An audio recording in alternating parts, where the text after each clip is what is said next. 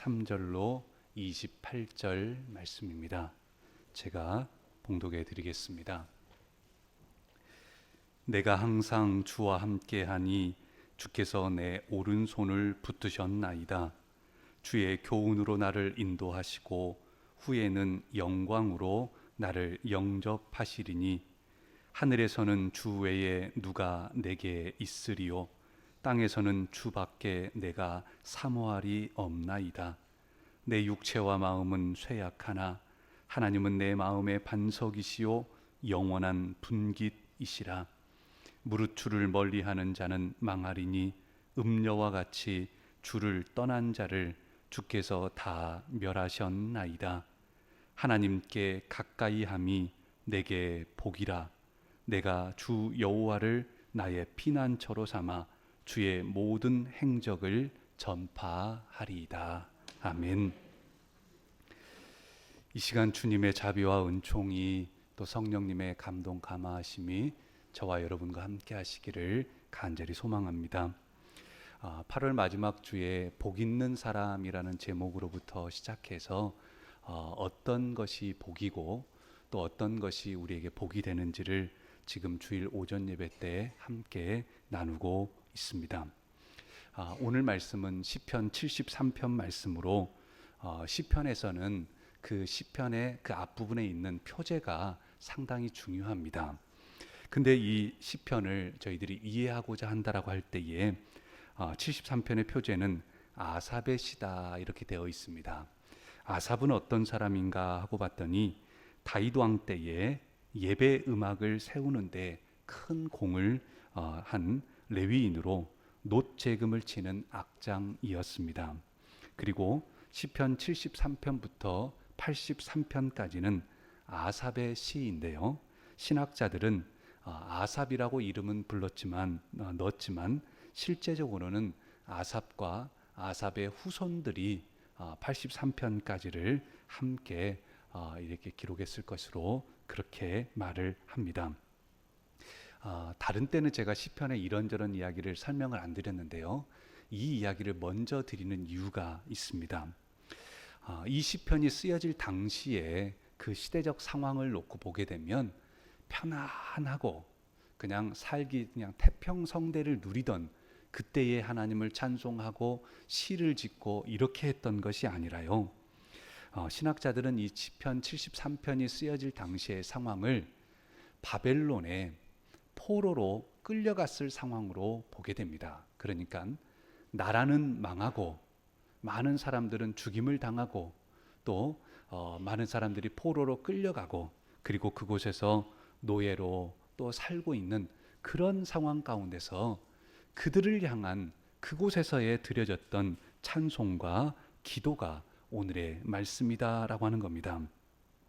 실제 바벨론 포로기다라고 하면 그냥 우리에게 다가오지 않을 수도 있어요. 그런데 예를 들면 우리로 치자면 일제 강점기와 같았다라고 볼 수도 있습니다. 그러니까 나라를 잃고 또 그리고 끌려다니기도 하고 전쟁에 나가기도 하고 강제 노역에 나가기도 하고 그러한 안타까운 상황 가운데 그런 상황 가운데 있는데 오늘 말씀 28절 말씀에 보니 하나님께 가까이함이 내게 복이라 라고 말씀합니다. 그런 어려운 상황인데 힘든 상황인데 어떻게 내게 복이라 라고 하는 말씀을 할 수 있을까? 그런 표현이 나올 수 있을까? 오늘은 하나님께 가까이함이 내게 복이라 라는 제목으로 말씀을 나누고자 합니다. 사실 저와 여러분들은 믿음으로 그리스도인으로 이 땅을 살아갑니다. 그럼에도 우리의 삶의 자리에서 저와 여러분 모두도 믿음을 갖고 있는 살아가는 사람들이지만 먹어야 되고 입어야 되고 또 그리고 또 우리가 삶 속에서 집도 있어야 되고 여러 부분들을 보게 되어집니다. 그런데 이제 함께 읽진 않았지만 73편 3절이나 또 11절이나 이런 말씀을 보게 되면요, 이 시편에 기자는 이렇게 시인은 말합니다. 3절에 보면 이는 내가 악인의 형통함을 보고 오만한 자를 질투하였음이라.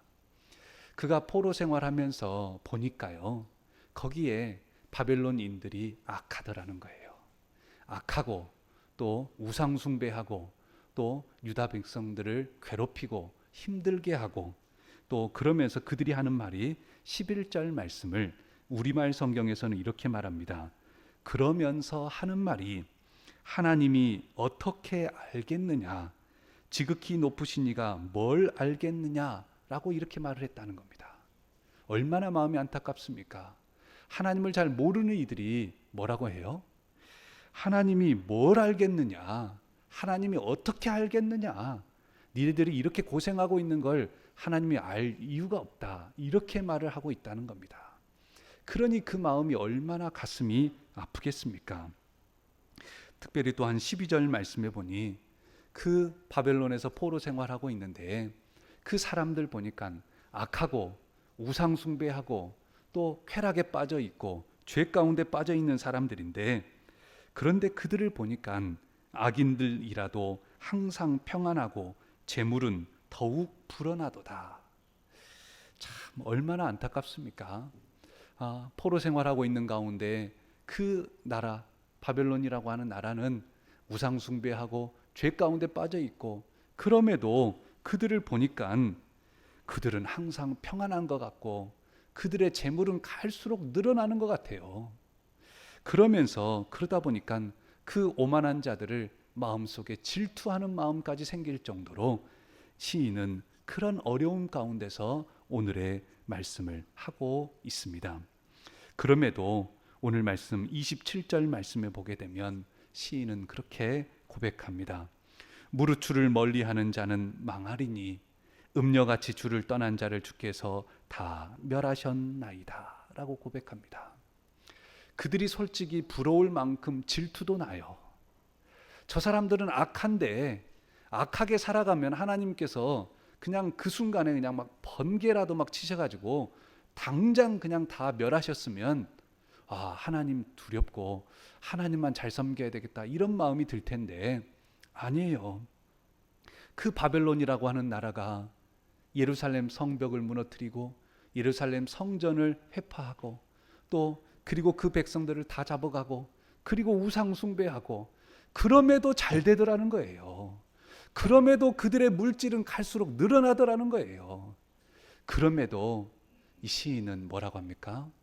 그들이 솔직히 질투도 나지만 하지만 주를 멀리하는 자는 망하고 주를 떠난 자는 주께서 다 멸하셨나이다 라고 하면서, 그러면서 이 시인은 주님께로 가까이 나아가고 있습니다.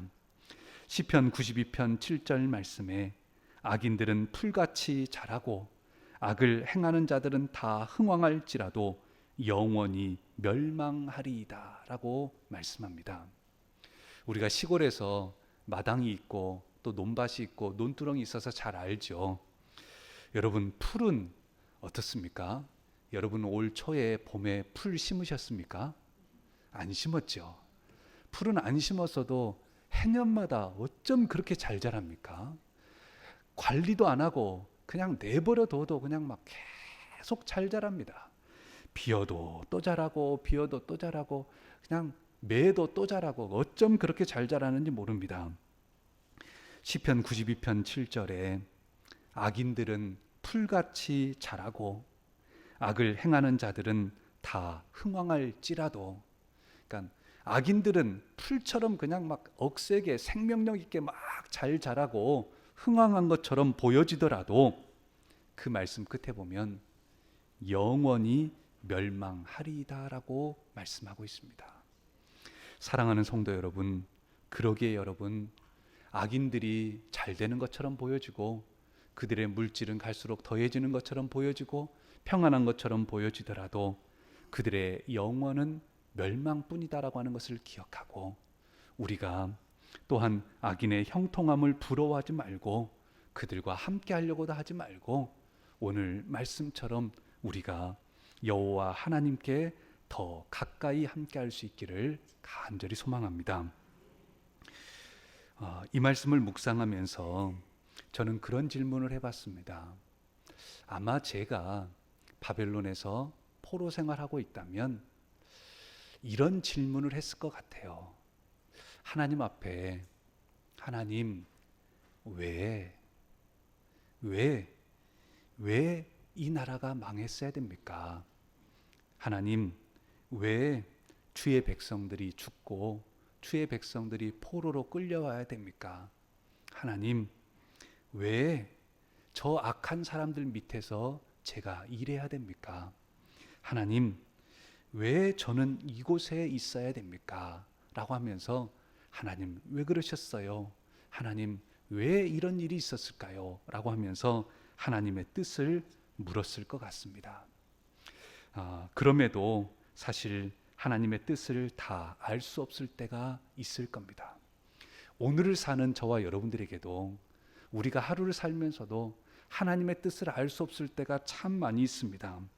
괴로울 때도 있습니다. 힘들 때도 있습니다. 도저히 하나님의 뜻을 알 수가 없어요. 하나님 왜요? 하나님 왜요? 하나님 왜 제가 이런 어려움을 겪어야 됩니까? 오늘 말씀 26절에 보면 내 육체와 마음은 쇠약하나 라고 말합니다.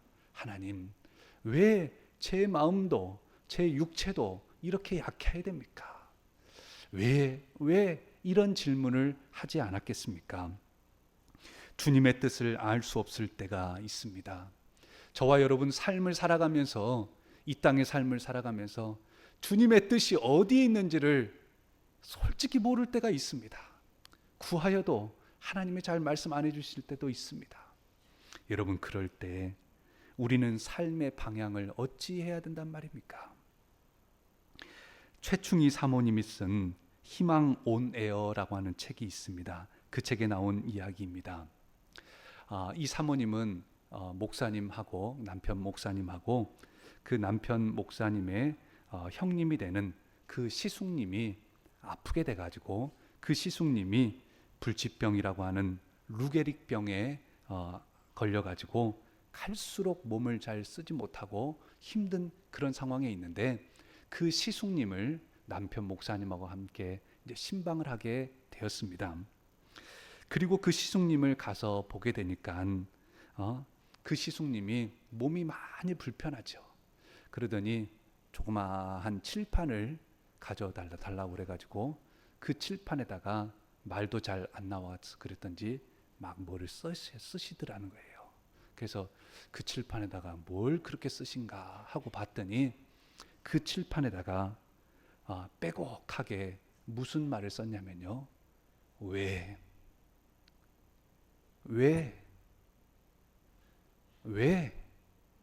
그 말을 처음부터 끝까지 가득 써놨더라는 거예요.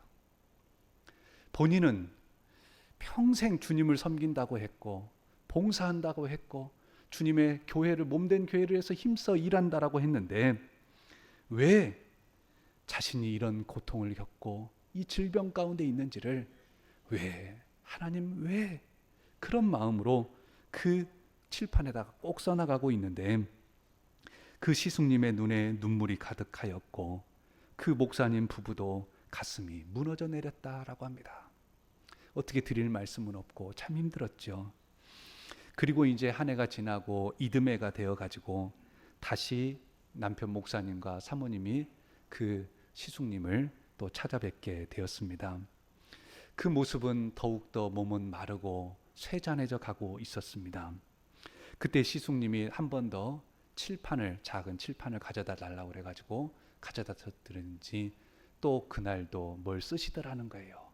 그래서 이번에는 또 무슨 말씀을 쓰실까 하고 봤더니 욥기 13장 15절 이렇게 딱 쓰시더라는 거예요. 욥기 13장 15절 말씀을 현대인 성경으로 보면 이렇게 말씀하고 있습니다.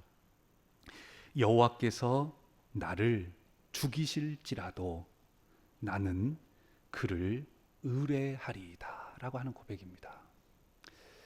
1년 전만 하더라도 하나님 왜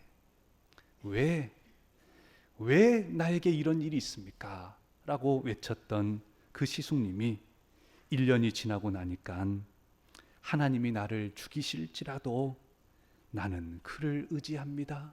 하나님이 나를 죽이실지라도 나는 그 주님을 신뢰합니다 라고 하면서 그 고백을 드리고 있으시다라고 하는 겁니다. 사랑하는 성도 여러분, 오늘 저와 여러분에게도 알 수 없을 때가 많습니다. 나에게 왜 이런 일이 생겼는지, 우리 가정에 왜 이런 일이 생겼는지 도저히 모를 때도 있습니다. 하지만 여러분, 그때에도 하나님께 가까이 함이 우리에게 복이 되는 줄로 믿습니다. 도저히 알 수 없으나, 하지만 하나님, 그럼에도 심지어 주님, 나를 죽이실지라도 나는 그 주님을 의지합니다.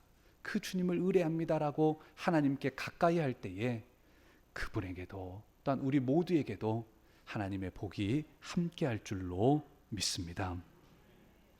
또한 오늘 말씀에 보면 사실 시인은 이 고백을 몸도 편하고 마음도 편했을 때에 드렸던 게 아닙니다.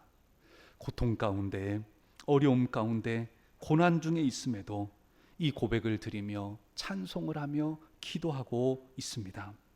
믿음의 사람들에게도 삶의 질고와 아픔들이 다 있다라고 하는 겁니다. 저와 여러분에게도 그렇지 않습니까? 지난 한 해를 뒤돌아보고 지난 10년을 뒤돌아보면 믿음으로 살아간다라고 했음에도 고난도 있고 어려움도 있지 않았습니까? 여러분, 그럴 때 우리는 어찌 해야 한단 말입니까?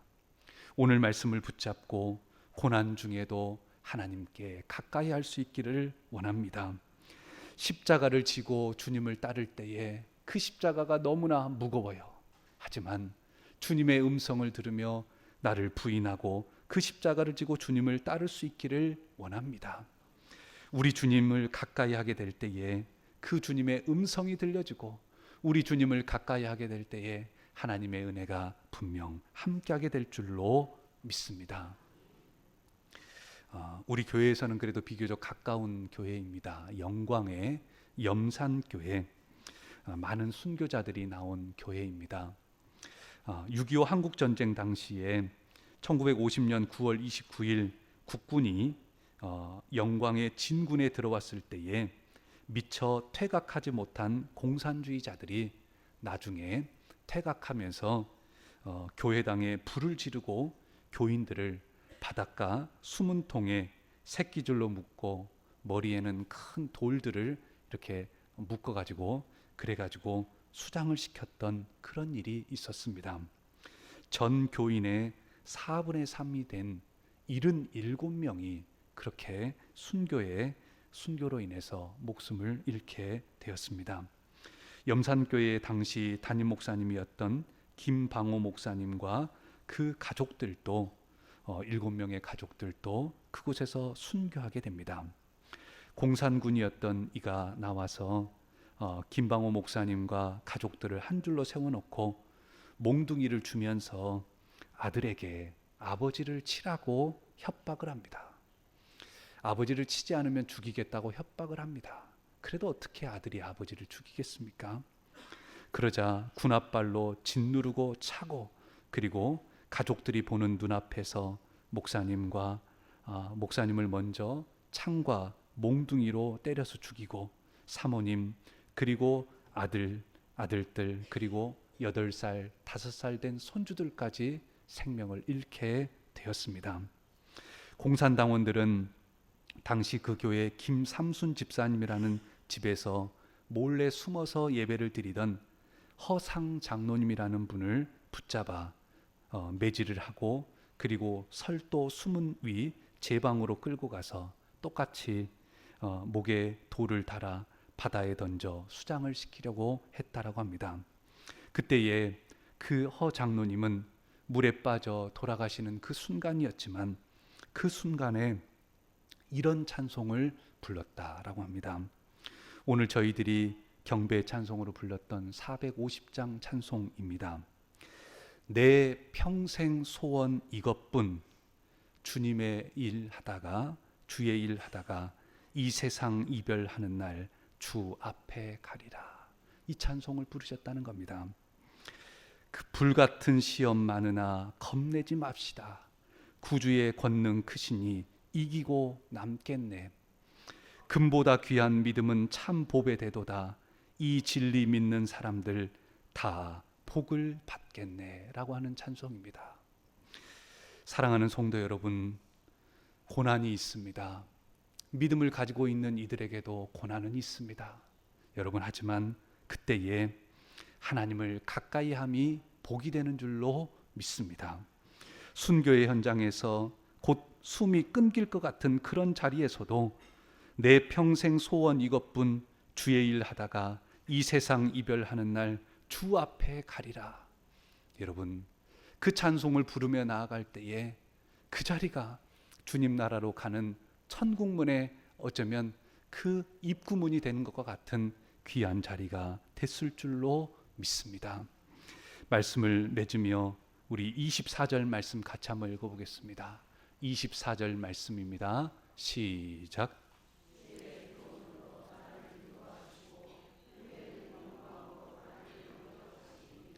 아멘. 말씀을 맺고자 합니다.